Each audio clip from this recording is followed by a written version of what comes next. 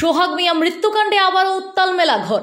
চিকিৎসকদের ভুল চিকিৎসায় আজ থেকে প্রায় 3 দিন পূর্বে মৃত্যু হয়েছিল মেলাঘর ইন্দিরানগর 8 নম্বর ওয়ার্ডের বাসিন্দা শামসু মিয়ার ছেলে সোহাগ মিয়ার। ভুল চিকিৎসার জেরে সোহাগের মৃত্যুতে উত্তেজিত হয়ে হাসপাতালে ভাঙচুর চালায় মৃত সোহাগের আত্মীয় স্বজনরা।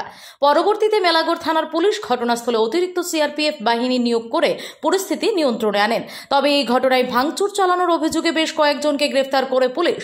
আটককৃতদের মুক্তির দাবিতে রবিবার মেলাঘর সোনামুড়া সড়ক অবরোধ করে মৃত সোহাগ মিয়ার মা সহ অন্যান্য মহিলারা। তাদের বক্তব্য, যাদের গ্রেফতার করা হয়েছে তারা কোনোভাবেই এই ভাঙচুরের সাথে যুক্ত নয়, তাই যতক্ষণ পর্যন্ত আটককৃতদের মুক্ত না করা হবে ততক্ষণ তারা এই অবরোধ জারি রাখবেন। অবরোধ করলেন, রাস্তা অবরোধ করছি। সবাই তো দেখছে আমার পুত হাইটটা হসপিটাল গেছে, আমার পুত সুস্থ হসপিটাল নিছে, আমার পুতে হসপিটাল বইও গেছে, আমার কাছে ফোন করছে, মা বাবুরে শুনাইও না আমি ভালো আছি, আমি ঘাসের বসছি, আমি ব্যথা পাইছি না, আমি ভালো আছি, আমি অক্ষণ এবারে।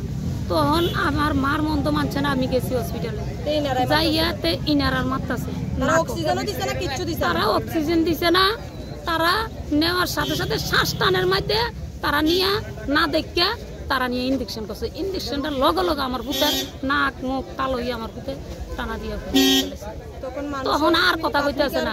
তখন পাবলিক ফুলাফাইন যা আছে সব উত্তেজনা হয়ে গেছে, কেন ইঞ্জেকশনটা দিলেন? ইঞ্জেকশনটা তার তো অ্যালার্জি শ্বাসটান, আপনারা আগে তার প্রের প্রয়োজন আসতো, এটা না দিয়ে কেন ইঞ্জেকশনটা দিচ্ছেন? তেদো মারা গেছে। তখন মেজাজ ফুলাফাইনের অন্যরকম কিছু ভাঙচুর করছে। তখন তারা নিরহ ফুলাফাইনি তারা আমরা তারার লাগিয়া বইছি। আমরা যারা নিচে তারা কি ভাঙচুরের লোকে জড়িত আছে নাকি?